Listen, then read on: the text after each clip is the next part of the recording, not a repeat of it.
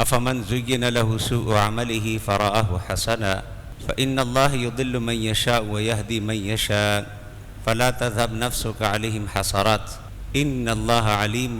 بما یصنعون۔ اس آیہ مبارکہ میں اللہ تبارک و تعالی عز و جل نے ان لوگوں کا ذکر کیا ہے جن کو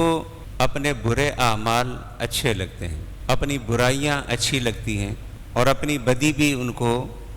نیکی لگتی ہے، اور یہ وہ بدنصیب لوگ ہیں جو کبھی اپنی اصلاح پر توجہ نہیں کرتے، ہمیشہ اسی گمراہی میں، اسی اندھیرے میں اور اسی وادی میں چلتے رہتے ہیں۔ اور سورہ فاطر کی آیت نمبر 8 میں اللہ نے انہی لوگوں کا ذکر کیا، فرما افمن زین لہ سوء عملی، جن کے لیے ان کے برے عمل کو، سوء عملی، ان کے برے عمل کو، ان کی بدی کو، ان کی برائی کو، زینا، ان کے لیے خوشنما بنا دیا گیا، فرآہ حسنا، وہ اپنی برائی کو بھی نیکی کے طور پر دیکھتے ہیں کہ جب بندہ اس راستے پر چل پڑتا ہے اور اس راستے کو اپنے لیے پسند کر لیتا ہے تو اگلی آیت میں فرمایا فلا تذهب نفسك علیہم حسرات، اپنے پیارے محبوب صلی اللہ علیہ وسلم کو فرمایا کہ میرے محبوب ان لوگوں کے لیے آپ کا دل اتنا حسرت زدہ کیوں ہوتا ہے، آپ ان لوگوں کے لیے اتنے پریشان کیوں ہوتے ہیں، آپ ان کے لیے اتنے حسرت زدہ نہ ہوں، آپ ان کے لیے اتنے پریشان نہ ہوں۔ اے میرے محبوب، چونکہ یہ لوگ اسلام قبول نہیں کرتے اس لیے آپ اپنی جان دے دیں گے، فَلَعَلَّكَ بَاخِعٌ نَفْسَكَ عَلَىٰ آثَارِهِمْ إِن لَّمْ يُؤْمِنُوا بِهَٰذَا الْحَدِيثِ آسَفًا۔ اے میرے محبوب، چونکہ یہ آپ کی دعوت کو، آپ کے پیغام کو قبول نہیں کرتے، نیکی اور بدی میں فرق نہیں کرتے، شرک اور توحید کو قبول کرنے میں یہ شرک کی طرف دوڑتے ہیں، اس پریشانی میں، اس غم میں، اس تکلیف میں کہ یہ حق بات کیوں نہیں قبول کرتے، یہ سچائی کی طرف کیوں نہیں آتے اور یہ ہدایت سے اپنے سینوں کو روشن کیوں نہیں کرتے، تو میرے محبوب کیا اس لیے آپ اپنے آپ کو ہلاک کر دیں گے،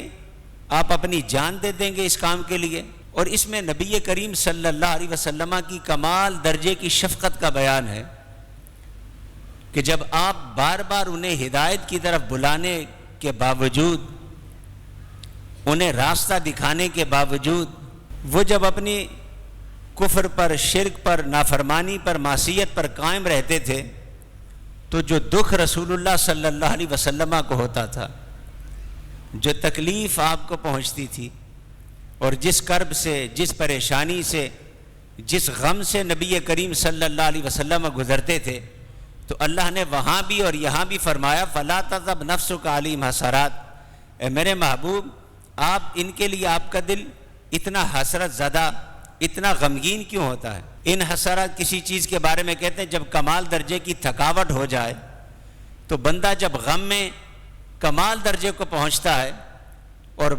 دل ڈوبنے لگے، غم کی شدید درجے کی کیفیت ہو، تو اس کیفیت کے بارے میں ذکر کیا کہ میرے محبوب فلا تذهب نفسك علیہم حسرات، آپ کا دل ان کے لیے اتنا حسرت زدہ نہ ہو، ان اللہ علیم بما یصنعون، جو یہ سارا کچھ کرتے ہیں اللہ تبارک و تعالیٰ ان کے ایک ایک عمل سے باخبر ہے۔ تو یہ پوری آیت میں اگر آپ دیکھیں، ایک طرف اس بدنصیب گروہ کی بدنصیبی کا ذکر ہے اور دوسری طرف نبی کریم صلی اللہ علیہ وسلم کی کمال شفقت کا ذکر ہے، جو فرمایا نا بالمؤمنین رؤوف الرحیم، لقد جاءکم رسول من انفسکم عزیز علیہ ما عنتم، تمہارا مشقت میں پڑنا، تمہارا تکلیف میں ہونا، تمہارا کسی دکھ اور مصیبت میں ہونا میرے محبوب پہ بڑا بھاری گزرتا ہے۔ حریص علیکم، تمہارے لیے حریص ہیں، نیکیوں کے چاہنے والے ہیں، بالمؤمنین رؤوف الرحیم، دل تو ہر ایک کے لیے دکھتا ہے، پریشان تو ہر ایک کے لیے ہوتے ہیں، اللہ کی ساری مخلوق کی فکر کرتے ہیں، مگر ایمان والوں پر کمال درجے کی رحمت بھی ہے، کمال درجے کے رؤوف بھی ہیں، کمال درجے کے رحیم بھی ہیں، اور ایمان والوں پر جو ان کی شفقت ہے،